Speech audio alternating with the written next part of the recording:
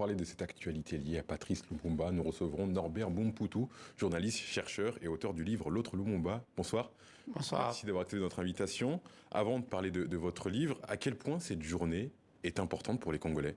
Oui, symboliquement, c'est très important. D'abord politiquement, parce que les deux premiers ministres, le premier a présenté des excuses, l'autre, le Congolais, il faut le féliciter parce qu'il a pratiquement repris un peu le mot de Patrice Lumumba en appuyant sur la symbolique de la date. Et maintenant, d'une façon anthropologique, parce que Lumumba, il faut toujours l'aborder sur une vision un peu pluridisciplinaire. D'une façon anthropologique, c'est... dans l'anthropologie bantoue et africaine, lorsque quelqu'un meurt à l'étranger, et moi je l'ai écrit dans un petit ouvrage qui a été publié à Kinshasa, ville morte, il y a 20 ans, lorsque son corps ne peut pas être restitué, on prend ses ongles et ses cheveux, donc une partie de lui-même. Et c'est ça qui représente l'homme. Donc aujourd'hui, c'est à plus égard que c'est vraiment très très important ce retour. Et comme ils ont dit, espérons maintenant qu'on ne tombe pas sur l'erreur des indépendances.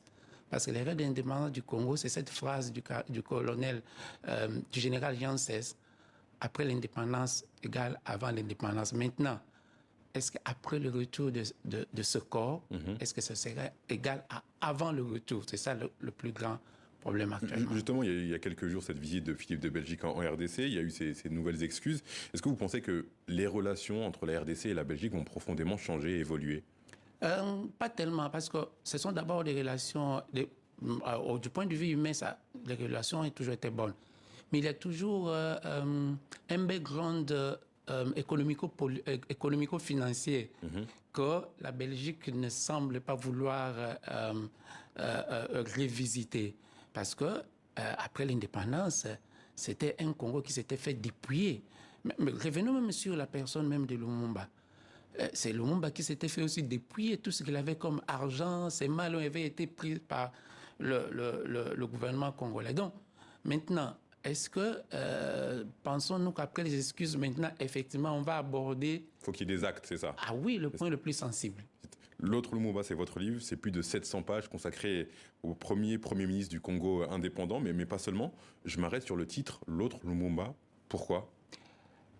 Comme je dis, Lumumba, c'est un personnage qu'on ne peut pas aborder au singulier. Il faut l'aborder au pluriel. J'étais invité, la première fois quand j'ai visité le musée de l'esclavage à Liverpool, j'étais tout étonné qu'on me dise, vous êtes du Congo? Oui. Mais il y a un Congolais qui est ici au musée de l'esclavage. C'est Lumumba. Donc, quand vous regardez, on le met au même piédestal que Mandela, que Kwame Nkrumah. Mais regardez un peu tout ce qu'on a publié sur tout ce monde-là. Donc, l'autre Lumumba, c'est un Lumumba à conjuguer au pluriel, avec tous les points de suspension, à creuser toujours, parce que son message n'a jamais été compris. Je dois remercier le préfacier de mon livre, le professeur Alfred Tumba, qui m'avait comme ça offert beaucoup d'ouvrages, parce que notre génération, qu'est-ce que nous connaissons de Lumumba? Qu'est-ce que nous connaissons vraiment de son idéologie, de son combat? Point d'interrogation. C'est 700 pages, c'est combien d'années de travail? Le livre a eu deux versants. Il a été écrit d'abord en 1995, quand j'ai travaillé comme journaliste à la radio Ilikia, parce qu'en ce moment-là, on m'a demandé de réaliser une émission sur Lumumba. Je ne trouvais pas de documents sur Lumumba. J'avais publié un petit ouvrage. En arrivant au Royaume-Uni, il y a pratiquement une vingtaine d'années, un ami, Dr Florent Poumou, qui est médecin à Londres, il a suivi une émission. Il m'a dit, Norbert, Lumumba, vous ne pouvez pas écrire Lumumba en 200 pages. Il faut le creuser encore pour notre génération, nous qui ne l'avons pas connu. Surtout qu'aujourd'hui, beaucoup d'archives secrètes sont maintenant ouvertes au public. Donc nous devons maintenant savoir comment est-ce qu'il a été assassiné, qui ont été les acteurs et les témoins à différents niveaux, et surtout corriger certaines erreurs historiques. Lumumba a dit dans sa lettre à Pauline que l'Afrique doit écrire sa propre histoire. C'est une histoire de gloire. Et c'est comme ça que vous voyez ce livre a comme sous-titre « Peuple du Congo, histoire, résistance, assassinat et victoire sur le front de la guerre froide ». Pourquoi? Parce qu'il y a tout un environnement, comme on dit chez les anglo-saxons, géopolitique lié à la guerre froide. Oui. Et puis imaginez-vous, quand je terminais la deuxième partie de ce livre, il y a 5 ans, tout le monde me disait, mais attendez, vous revenez encore sur les histoires de la guerre froide. Je disais, il y a un principe en histoire qui dit « nil novi sub sole ». Donc l'histoire est toujours faite de répétitions. Mais voilà avec ce que vous venez de faire passer les images d'Ukraine et le reste, mais nous sommes encore C'est la répétition.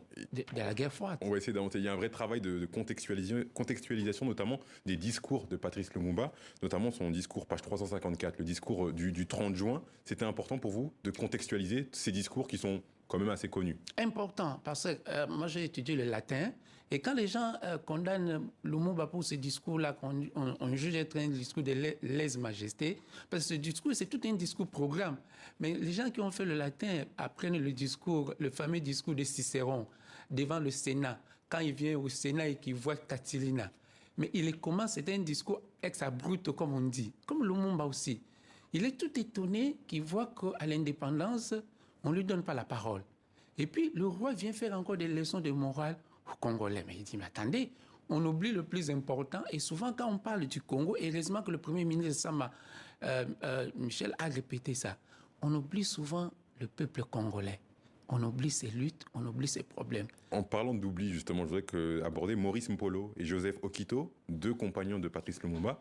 Ce sont des héros, malheureusement oubliés du grand public. Voilà, c'est pour cela, vous voyez que dans ma page de couverture, je mets leurs photos, je corrige ça. Et ça aussi, c'est une erreur anthropologique. Je dis, la cérémonie d'aujourd'hui, c'est une cérémonie très politique, très politiquement correcte. Mais anthropologiquement, elle pose des problèmes. D'abord, vous savez qu'en Afrique, on ne remet pas le corps, ce ne sont pas les enfants qui enterrent leurs parents. Non, on ne devait pas remettre le corps aux enfants Lumumba. On devait remettre aux oncles paternels ou maternels. C'est eux qui enterrent et les enfants viennent après. Mais encore, Lumumba n'a pas eu que ses 3 enfants. Il a Guy Patrice Lumumba qui est le Benjamin, il y a Michel qui est aux États-Unis. Il fallait aussi les mettre ensemble. Il fallait ne pas faire un deuil inachevé. Et puis, troisièmement, le plus important, ils ont été assassinés à 3.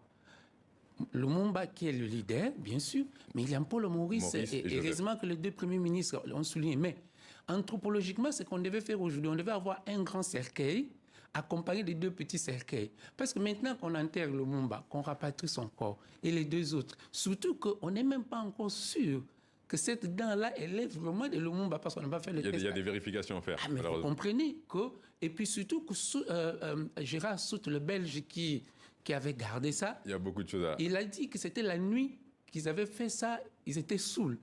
Alors, comment être sûr? Alors, pour on n'est pas sûr, mais malheureusement, on a très peu de temps. On ne peut pas aborder tous ces points et tous ces aspects. Merci Norbert Bompoutou, merci d'avoir répondu à nos questions. Je rappelle que vous êtes journaliste, chercheur et auteur du livre L'autre Lumumba. Merci beaucoup. Merci.